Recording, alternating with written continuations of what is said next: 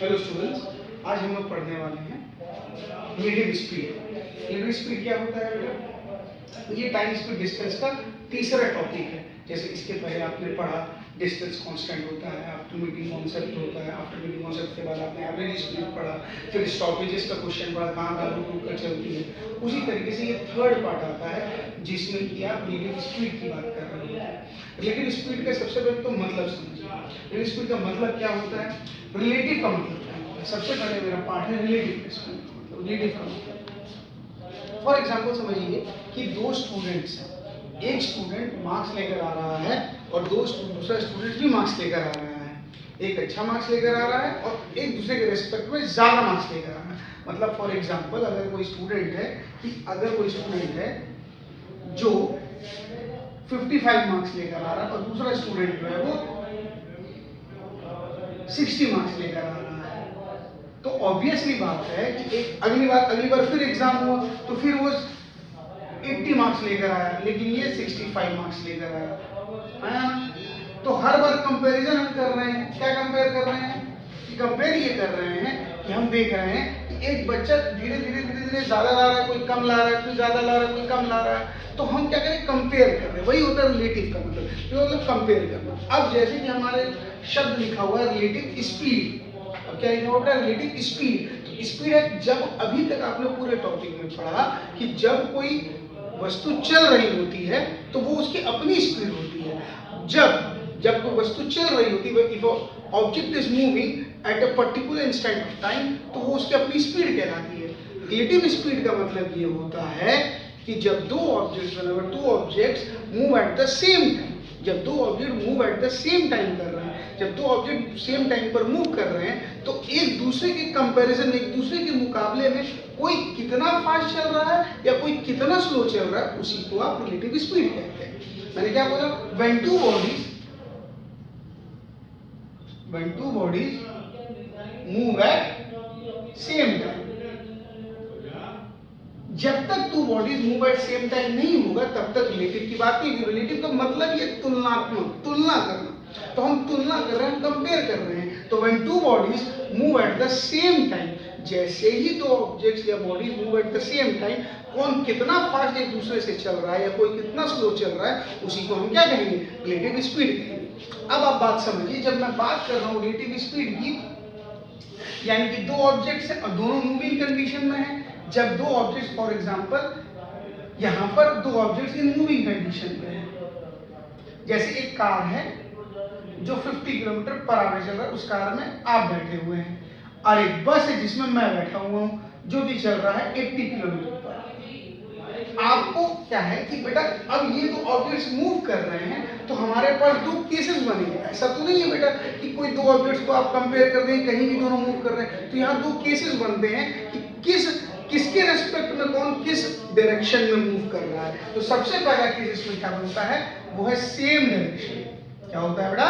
Same direction.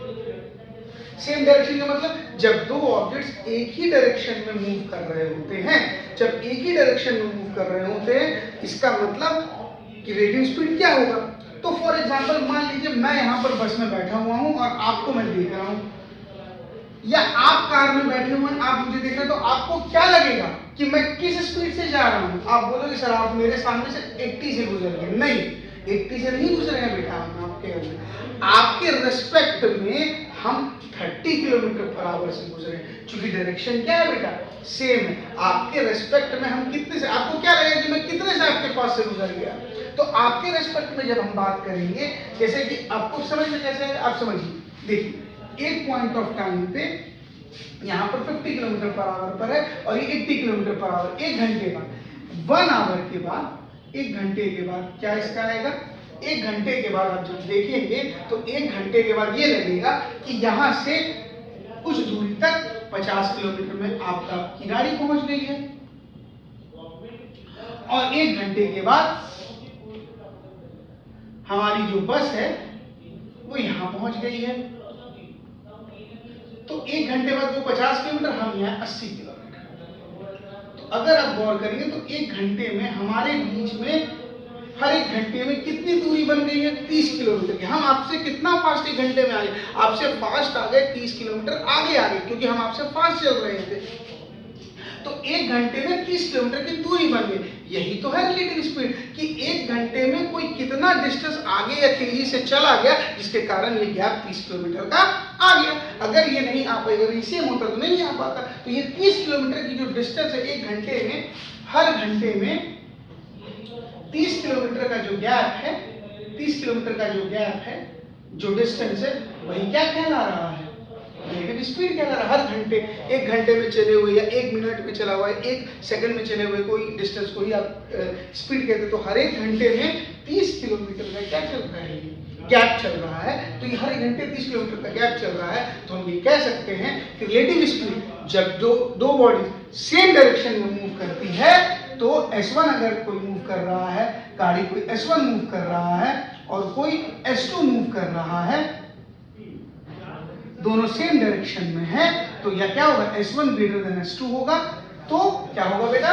तो relative speed होगा S1 minus S2। अगर मैं मानता हूं कि S1 बड़ा है तो S1 माइनस S2, अगर S1 छोटा है, S2 बड़ा है, तो S2 minus S1. This is the condition when both the bodies move in the same direction. Clear हो गया सभी को बेटा? चलिए अब आगे हम समझते हैं कि जब आप क्या देखते हैं, जब दो बॉडीज आपस में सेम डायरेक्शन में है, ये तो समझ में आ गया। अब जब दो बॉडीज आपस में क्या है? अपोजिट डायरेक्शन में। तो हम अपोजिट डायरेक्शन का आपको बताते हैं कि कैसे अपोजिट डायरेक्शन में आप इस पूरे सवाल को समझेंगे या इसको बताने वाले हैं। Relative speed in opposite direction. अभी आपने बेटा, चलिए अब आपको हम लोग पढ़ेंगे माय स्टूडेंट्स कि रिलेटिव स्पीड अपोजिट डायरेक्शन में कैसे होता है। अब relative speed in opposite direction, दो केसेस मैंने आपको बताया। एक तो केस पहले बताया आपको क्या, कि वो सेम डायरेक्शन। अपोजिट डायरेक्शन मतलब अब दो ऑब्जेक्ट्स या दो बॉडीज सेम टाइम पे दो अलग अलग डायरेक्शंस में मूव कर रही हैं। सिंपल सा लॉजिक ये है कि अगर आप, वही वाला एग्जांपल हुए कि अगर एक कार है जो कि 50 किलोमीटर पर आवर से चल रही है और एक क्या है? बस है जो कि 80 किलोमीटर पर आवर से चल रही है। अगर मैं बात करूं बेटा कि आप मान लीजिए कार में बैठे हुए हैं, मैं मान लो बस में बैठा हुआ हूं, तो आपका रिलेटिव स्पीड मैंने क्या बताया कि रिलेटिव स्पीड का मतलब यही है कि दो ऑब्जेक्ट सेम टाइम पर मूव कर रहे हैं, तो कोई ऑब्जेक्ट किसी से कितना तेज या किन कंपैरिजन या मुकाबले कितना तेज या कितना स्लो मूव कर रहा है। तो ऑब्वियसली बात है कि अगर मैं एक पॉइंट पर दोनों को रख दूं और उस पॉइंट से चलाना शुरू करूं, तो यहां से अगर मैं देखूं कि कार एक घंटे के बाद 50 किलोमीटर चल जाएगा और कार यहां पहुंच जाएगा, फिर एक घंटे बाद यहीं से बस जो है वो कितना चल जाएगा? 80 किलोमीटर चला जाएगा। एक घंटे के बाद दोनों के बीच की दूरी अगर मैं नापूंगा या मैं मेजर करूंगा, तो आई विल मेजर दिस, तो मुझे पता चलेगा कि 130 किलोमीटर का डिस्टेंस हो गया ना दोनों के बीच। इसका मतलब है that means relative speed in opposite direction is the sum of the given two speeds. यानी कि अगर कोई S1 से चल रहा है, क्योंकि आपने अभी देखा कि एक घंटे में 130 किलोमीटर की दूरी तय कर दी, डिस्टेंस ट्रैवल हो गया, 130 किलोमीटर का डिस्टेंस ट्रैवल हो गया। तो सिंपल सा एक घंटे में कोई अगर ये S1 से चल रहा है और ये कोई S2 से चल रहा है, ऑब्वियसली बात है मेरा रिलेटिव स्पीड क्या होगा? S1 plus S2. So this is the main logic of both relative speed in both the directions. One is the same direction and one is the opposite direction. Now, जब आप इन दोनों condition को पढ़ते हैं तो आपने शुरुआत से ही पढ़ा है कि टाइम जो होता है वो मेरा क्या होता है? Distance upon speed.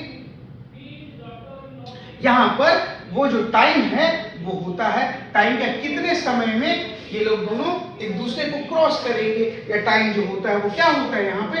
Distance upon relative speed. Distance upon relative speed. अब जो है मैं ये कहूंगा कि मैं आपको एग्जांपल दूंगा दोनों का। दोनों का एग्जाम्पल दूंगा। बेस्ट एग्जाम्पल इसका आएगा आपका चोर पुलिस का केस।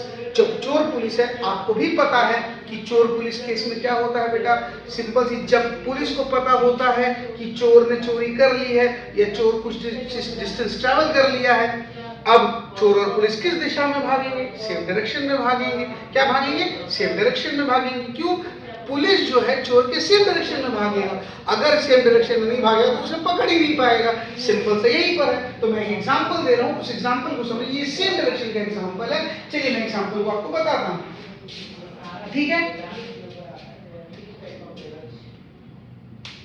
अब आप दोस्तों, माय फ्रेंड्स, देखेंगे हम लोग चोर पुलिस का केस। तो बेस्ट एग्जांपल फॉर रिलेशन, चोर पुलिस का केस।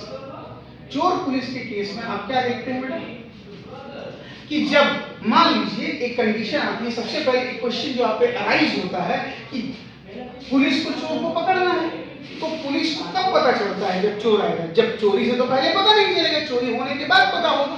तो मान लेते हैं कि चोर जो है कहीं चोरी करके कम से कम 600 मीटर की डिस्टेंस, यहाँ पे चोर कहीं पर है, वो भाग रहा है, एक घर है वो कहीं भाग रहा है, ये 600 मीटर की डिस्टेंस। सिंपल सा लॉजिक है, अगर यहाँ पर पुलिस को जैसे ही पता चला, जैसे ही पुलिसमैन को पता चला कि यहाँ पे थीफ जो है या चोर जो है वो चोरी करके भाग गया है 600 मीटर पे, अब क्या कंडीशन है? सेम टाइम पे, बाद में सेम टाइम पर पुलिसमैन भी किस डायरेक्शन में भागेगा? थीफ के ही डायरेक्शन में भागेगा, तभी तो वो पकड़ लेगा। दूसरी कंडीशन, आपको ये पता होना चाहिए, आपको पहले से ये क्वेश्चन में दिखेगा कि पुलिसमैन की स्पीड चोर से ज्यादा है, क्योंकि अगर ज्यादा नहीं रहेगी तो पुलिसमैन कभी भी उसको पकड़ नहीं पाएगा। यहाँ दो टाइप के क्वेश्चन आपको मिलते हैं देखने को। सबसे पहला क्वेश्चन ये होता है, कितने समय में पुलिस चोर को पकड़ लेगा? This is the first type of question that is being asked to you in various examination, banking या एसएससी में। दूसरा कि ये होता है कि कितना डिस्टेंस ट्रेवल करेगा पुलिसमैन या चोर, पुलिसमैन पकड़ने से पहले या चोर पकड़ाने से पहले, सिंपल कॉट होने से पहले कितना डिस्टेंस ट्रैवल करेगा, तो वो डिस्टेंस क्या आंसर ट्रैवल करेगा। तो ये दो टाइप के सवाल पूछता है। चलिए हम आपको टाइम हो गया, मान लीजिए किसी एक टाइम पर, कोई टी टाइम पर जितना ये डिस्टेंस ट्रैवल किया, उसके बाद पुलिस कितना डिस्टेंस ट्रैवल करके उसी टाइम पर कितने समय में चोर पुलिस को पकड़ लेगा, सॉरी पुलिस चोर को पकड़ लेगा। अब देखिए, जब आपने बोला 600 मीटर तो मैं स्पीड दिया रहेगा, एक होगा 10 किलोमीटर पर आवर ले लेते हैं, एक होगा बेटा 8 किलोमीटर पर आवर। मैंने क्या कहा, एक चोर है जो चोरी करके गया है, जो कि 600 मीटर की डिस्टेंस ट्रैवल कर चुका है। जैसे ही पता चला पुलिस को, चोर 600 meter already distance cover up कर चुका है। अब जब कवर अप कर गया है तो सेम समय में, उसी समय में चोर भी भाग रहा और पुलिस भी भागना शुरू किया। जैसे ही उसको पता चला, जब वो पता चला तो उसके बीच 600 मीटर की दूरी हो गई थी। अब वो किस दिशा में या किस डायरेक्शन में भागेगा? वो भागेगा सेम डायरेक्शन में, ताकि पुलिस जो है चोर को पकड़ ले। तो सिंपल सा लॉजिक वाली बात है। अगर मैं बोलता हूं कि यहाँ पे सेम टाइम है, तो टाइम बराबर क्या होगा? Distance by relative speed.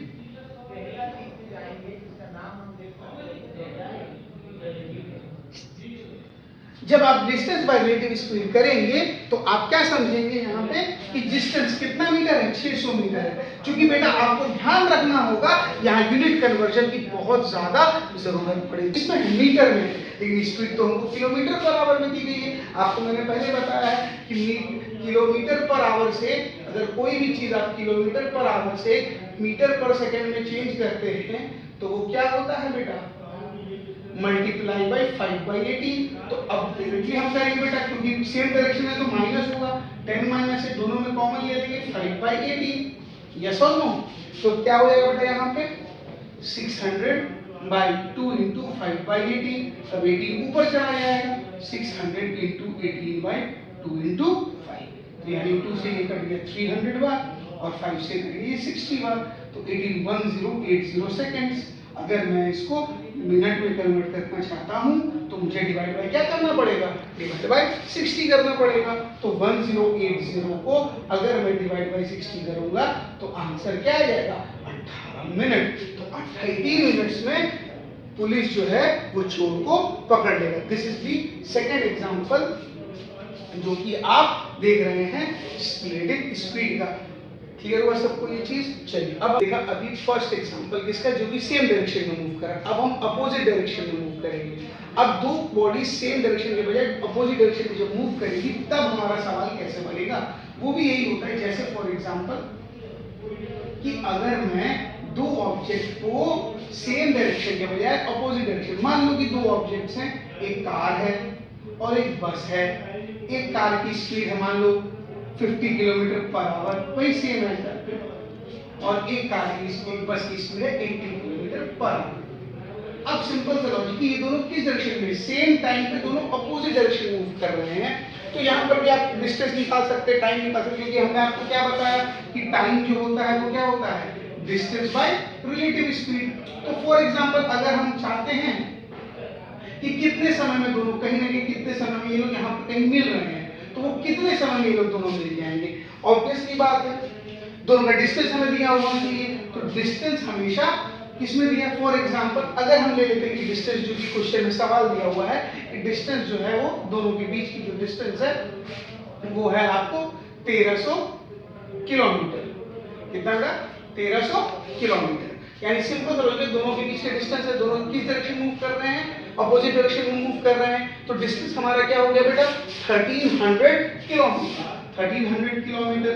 Relative speed क्या है हमें जल्दी बताइए बेटा, दोनों अपोजिट में है तो दोनों प्लस हो जाएंगे, तो 80 प्लस 50, यस होगा 80 प्लस 50। नाउ अभी हमको यूनिट दिखने की जरूरत नहीं है क्योंकि दोनों का यूनिट किलोमीटर और किलोमीटर पर आवर में है, तो हमें यहाँ पर कोई भी इंटरचेंज करने की जरूरत नहीं है, क्योंकि यूनिट कन्वर्जन करने की कोई जरूरत नहीं है। अगर होता मीटर में तो हमको यूनिट कन्वर्जन करना पड़ता। तो 1300 बाई 130, इसका मतलब मैंने सीधा एग्जांपल लिख दिया है कि 10 घंटे में दोनों मिल जाएंगे। इसमें भी वही है, जिस तरह वहां डिस्टेंस पूछ सकता है यहां भी डिस्टेंस पूछ सकता है आपको कि कितने डिस्टेंस ये लोग ट्रैवल करेंगे इन दोनों बीच में। ठीक है बेटा, तो ये भी एक सवाल इसमें हो सकता है। हो सकता है ये कह सकते हैं कि दोनों ने ट्रैवल करके 1 घंटे 20 मिनट में दोनों मिल गए, तो बताइए डिस्टेंस क्या होगा, ये भी सवाल आपको आता है। तो ये दो बेस्ट एग्जांपल है आपको रिलेटिव स्पीड के, और इन्हीं पे सारा सवाल किया जाता है। ठीक है, चलिए अब मैं आपको बताता हूं कि अब इन दोनों का जो बेस्ट एग्जांपल अगर आप देखेंगे, एक तो चोर पुलिस का केस आपने देखा, और दो टॉपिक जो इनसे पूरे रिलेटेड रखता है वो है ट्रेन्स और बोट एंड स्ट्रीम। तो हम सबसे पहले ट्रेन्स को ही देखेंगे कि ट्रेन्स कैसे वर्क करता है, ट्रेन्स में क्या क्या पूछा जाता है। ठीक है, तो टॉपिक का नाम लिखिएगा बेटा ट्रेन्स। ठीक है, पढ़ रहे हैं बेटा ट्रेन्स। तो ट्रेन्स में आप पूरे टॉपिक में क्या पढ़ते हैं, पूरे टॉपिक में ये पढ़ते हैं जब भी कोई ट्रेन किसी ऑब्जेक्ट को पार कर रहा होता है, whenever train crosses any object. अब कोई भी ऑब्जेक्ट को पार कर रहा, बहुत सारे, जब भी ट्रेन चलती है पर्टिकुलर कई सारे ऑब्जेक्ट्स पार होते हैं। अब कई सारे ऑब्जेक्ट्स पार होते हैं, तो सबसे पहला फॉर एग्जाम्पल अगर मैं खड़ा हूँ ट्रेन के पास, मैं खड़ा हूँ और ट्रेन जो है वो मुझे क्रॉस कर रही है, तो बेटा सबसे पहला जो टाइप ऑफ ऑब्जेक्ट होता है जिसको वो क्रॉस करती है, whenever a train crosses any object, first of all we have to see what type of object is this, किस टाइप का ये ऑब्जेक्ट है। तो ये ऑब्जेक्ट होता है सबसे पहले स्टेशनरी ऑब्जेक्ट। पहले हम लेते हैं स्टेशनरी ऑब्जेक्ट। अब स्टेशनरी ऑब्जेक्ट जो है वो में भी दो टाइप का होता है। जैसे फॉर एग्जांपल एक स्टेशनरी ऐसा होगा जो खड़ा हुआ स्थिर होगा लेकिन उसकी कोई लंबाई नहीं होगी, जैसे कि मैं खड़ा हूं, एक पर्सन खड़ा है। इसमें सिर्फ 3 टाइप के ही एग्जांपल आते हैं। एक एग्जांपल वो स्टैंडिंग पर्सन का, एक हुआ एग्जांपल बेटा ट्री का, या एक पोल का, कोई भी इलेक्ट्रिक पोल हुआ, टेलीफोन पोल हुआ, या कोई भी पोल या बुत जो खड़ा होता है उसी का। जब ये सब चीज खड़े होते हैं तो ट्रेन एक्चुअली क्या है, ट्रेन एक हॉरिजॉन्टल ऑब्जेक्ट है, एक हॉरिजॉन्टल ऑब्जेक्ट है। तो हॉरिजॉन्टल ऑब्जेक्ट जब होता है तो उसकी एक लंबाई होती है। फॉर एग्जांपल मैं बोल दूं length of the train L है, तो अब length of the train L है, तो मान लीजिए जब कोई ऑब्जेक्ट है और ये मान लो मैं खड़ा हूं और ये ऑब्जेक्ट है, जब कोई ट्रेन इसको ऐसे हॉरिजॉन्टली ट्रेन पार करेगी, तो जब कोई ऑब्जेक्ट को पार कर रही है तो भाई वो कौन सा डिस्टेंस ट्रैवल कर रही है, distance will be travelled by the train will be equal to the length of the train. क्योंकि कैसे, जब ये ऐसे ऐसे कब ये पार, जब ये ट्रेन यहाँ पहुंच जाएगी तब मैं ये कहूंगा कि ट्रेन ने मुझे पार कर लिया। अब जब ये ट्रेन ने मुझे पार किया, तब आप क्या देख रहे हैं कि ट्रेन जब मुझे पार कर रही है तो ट्रेन का हर एक डब्बा मुझे पार करेगा, तब ना मैं कहूंगा ट्रेन का हर एक कंपार्टमेंट मुझे पार करेगा। जब ट्रेन का हर एक कंपार्टमेंट मुझे पार करेगा तो यानी ट्रेन का हर एक कंपार्टमेंट में कुछ ना कुछ तो लंबाई होगी, सभी लंबाई को ऐड करेंगे, सभी लेंथ्स को हम ऐड करेंगे, तो वो कौन सा लंबाई दे देगा? पूरे ट्रेन का लंबाई। Suppose this is a train, तो ये पूरे ट्रेन का लंबाई दे देगा। जब ये पूरे ट्रेन का लंबाई दे देगा तो मैं क्या कह सकता हूं कि distance travelled by the train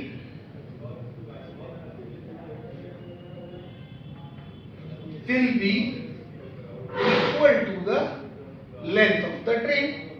तो इसीलिए बेटा इस पूरे के पूरे, जो कि आपको पता है कि डिस्टेंस बराबर स्पीड इनटू टाइम होता है, हम लोग पहले डिस्कस कर दिया है।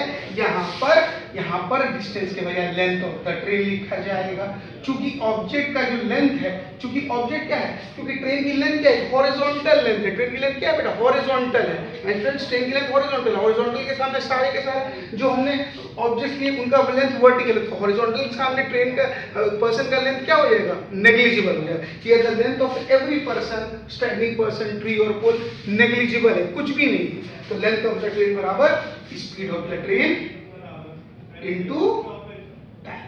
ये इसका बेसिक हो गया कि जब ये कोई एक स्टेशनरी ऑब्जेक्ट को पार कर रहा है जिसकी कोई भी लंबाई नहीं है। अब इसमें दूसरा टाइप आता है, ये फर्स्ट टाइप, इसको नोट कर लीजिए, ये फर्स्ट टाइप है। अब जो दूसरा टाइप आता है वो क्या आता है? वो आता है when the train is crossing an stationary object, लेकिन उसका कोई ना कोई लेंथ है।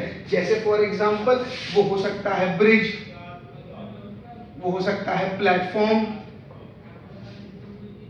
या कोई टनल। तो बेटा आप एक समझो कि एक टनल है जो एल लेंथ की, लेंथ होती है टनल को हम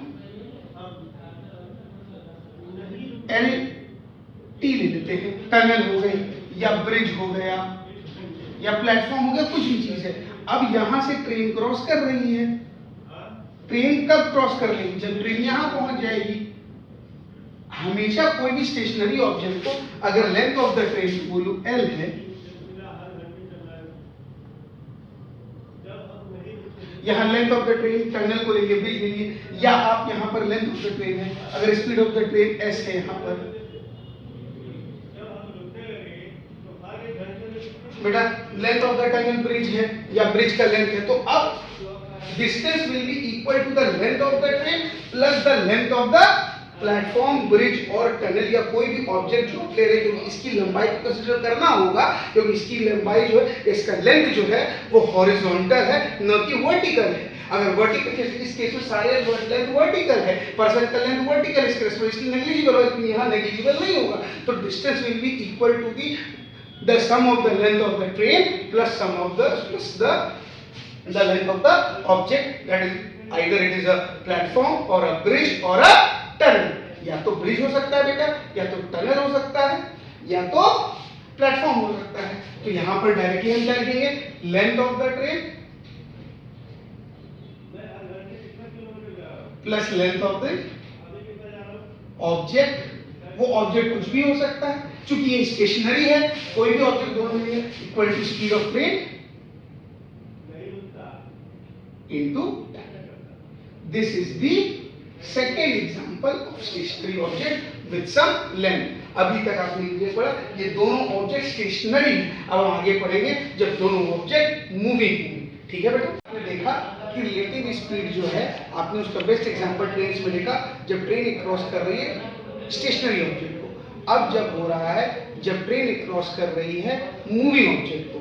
मूविंग ऑब्जेक्ट का मतलब अब ट्रेन के साथ साथ एक और ऑब्जेक्ट भी चल रही है। जैसे एक ट्रेन क्रॉस कर रही है एक मूविंग ट्रेन को, या एक ट्रेन क्रॉस कर रही है एक मूविंग पर्सन को। तो सबसे पहले हम देखेंगे एक ट्रेन क्रॉस कर रही है मूविंग ट्रेन को। अगर train is crossing a moving train,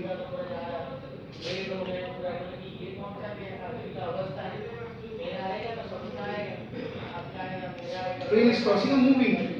moving train का मतलब बेटा कि अगर एक ट्रेन जो है वो दूसरा जो है ट्रेन को क्रॉस कर रहा है, इसका मतलब एक समय में दो ऑब्जेक्ट मूव कर रहे हैं। जब कभी भी एक सेकंड में दो ऑब्जेक्ट मूव करते हैं, मैंने पहले ही बताया आपको कि जब एक समय में दो ऑब्जेक्ट मूव कर रहे होते हैं तो बात रिलेटिव स्पीड की आती है। और जैसे रिलेटिव स्पीड की बात आएगी तो बच्चों क्या आएगा? डायरेक्शन का होता है।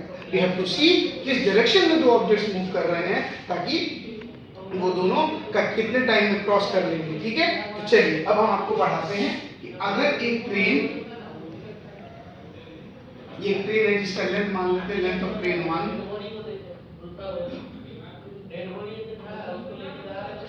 और ये है एक लेंथ, एक ट्रेन दूसरा लेंथ L2 करते हैं हम लेंथ ऑफ ट्रेन 2। अब जब मैं दो ट्रेन बना रहा हूं तो मैंने आपको क्या बताया कि मैंने आपको बताया ये दोनों किस डायरेक्शन में मूव कर रहे हैं। तो बेटा सबसे पहले हम लेते हैं सेम डायरेक्शन। जब हम सेम डायरेक्शन मतलब अगर इसका डायरेक्शन ऐसे है S1 तो इसका डायरेक्शन ऐसे है S2, तो कितने समय में ट्रेन एक दूसरे को क्रॉस कर लेगा। मैंने क्या बताया था बेटा कि जब कभी भी ट्रेन किसी भी ऑब्जेक्ट को क्रॉस कर रहा है तो वो कौन सी डिस्टेंस को पहले क्रॉस करता है, वो अपने distance will be equal to the length of the train. चाहे वो कोई भी ऑब्जेक्ट हो, वो लेंथ ऑफ द ट्रेन को पहले अपनी लंबाई की दूरी को पहले तय करता है। तो उसकी लंबाई की दूरी पहले L1 अगर ट्रेन क्रॉस कर रहा है, तुम किसी भी और ट्रेन को ले लो बेटा, तो क्या हो रहा है, the students see to it कि कैसे आप लेंथ ऑफ द ट्रेन को कह रहे हैं कि कैसे हो रहा है बेटा, तो पहले अपने लंबाई की तो पार करेगा ही करेगा, साथ साथ इसकी भी लंबाई को पार करेगा। तो length of train 1 plus length of train 2, चूंकि आपने रखा है बेटा और हमने क्या रखा है कि सेम डायरेक्शन है, तो डायरेक्शन में कोई एक स्पीड ज्यादा होगी। फॉर एग्जांपल मैं ले लेता हूं S2 is greater than S1, तो यहाँ पे क्या होगा S2 माइनस S1, क्योंकि सेम डायरेक्शन में क्या होता है, दोनों आपस में स्पीड डिफरेंस इन स्पीड्स होते हैं, आपको मैंने बताया है, इनटू टाइम। अगर ये दोनों सेम डायरेक्शन मूव कर रहे हैं तो length of the train plus अपनी लंबाई को क्रॉस करेगा ही करेगा, साथ ही साथ लेंथ ऑफ द दूसरा ट्रेन की कुछ लंबाई क्रॉस करना पड़ेगा। चाहे यहाँ पर इस ट्रेन के रेस्पेक्टिव में बात करें चाहे इस ट्रेन के रेस्पेक्टिव में करें, length will always be added because दो डिस्टेंसेस को क्रॉस करना पड़ रहा है।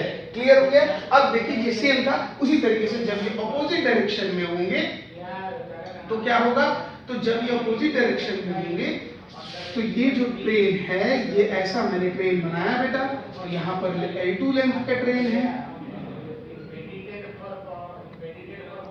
ट्रेन L2 है, यहाँ पे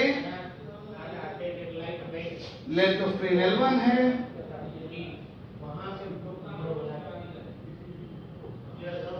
L1 है।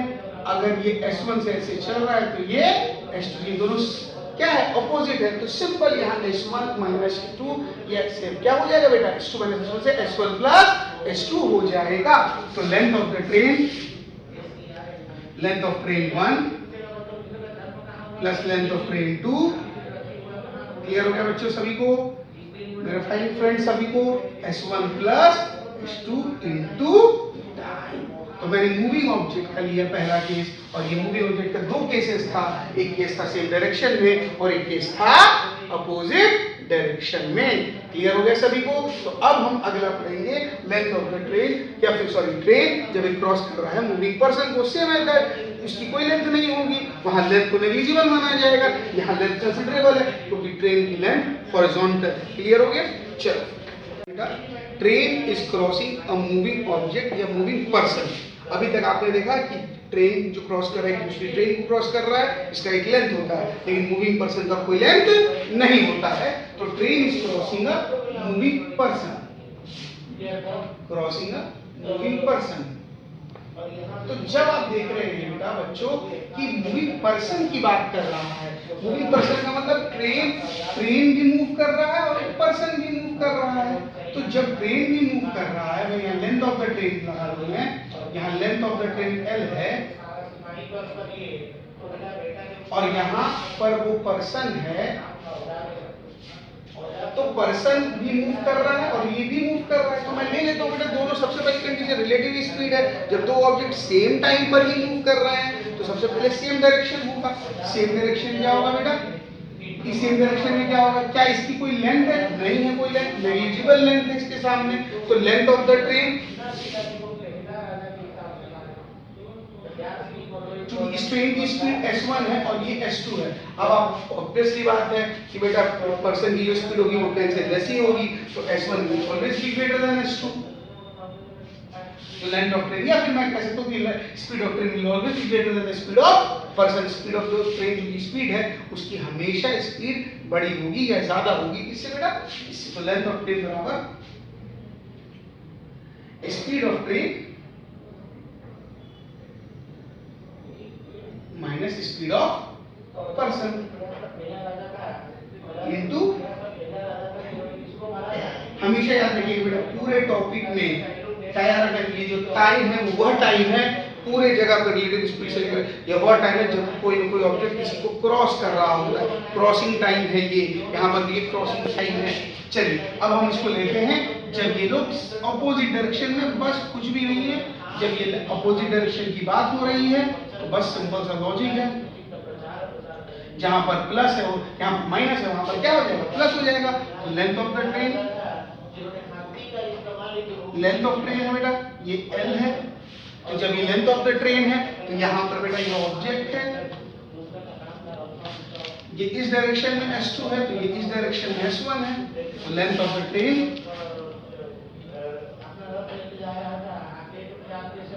Speed of train plus speed of person, opposite direction है ना बच्चों, into time. So this is the second equation for the person moving in opposite direction. आपने रिलेटिव स्पीड ट्रेन्स का क्या क्या केसेस पढ़ा, पहले स्टेशनरी ऑब्जेक्ट का केस पढ़ा, स्टेशनरी ऑब्जेक्ट में पहले केस पढ़ा कि जहाँ स्टेशनरी ऑब्जेक्ट की कोई लेंथ नहीं होती और लेंथ ऑफ ट्रेन बराबर speed of train into time होता है।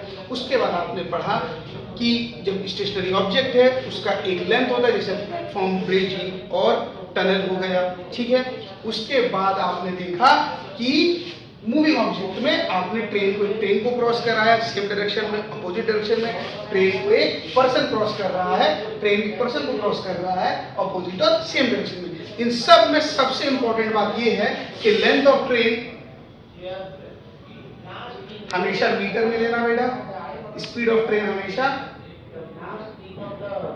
मीटर पर सेकंड में लेना, इनटू टाइम हमेशा सेकंड में लेना। कैलकुलेशन हमारा आसान रहेगा क्योंकि बेटा हमेशा आपको क्वेश्चन में लेंथ ऑफ ट्रेन मीटर में, स्पीड ऑफ ट्रेन मीटर पर सेकंड में और ट्रेन का टाइम सेकंड्स में दिया रहेगा। आवर में भी दिया रहेगा, तो आवर में जनरली कम दिया रहता है, स्पीड मीटर पर सेकंड और किलोमीटर पर आवर में, क्योंकि आप लोगों को पता है, मैंने पहले ही बता रखा है, यूनिट कन्वर्जन आप कर लीजिए, ठीक है बेटा। चलिए हम सवालों की तरफ चलेंगे। Thank you.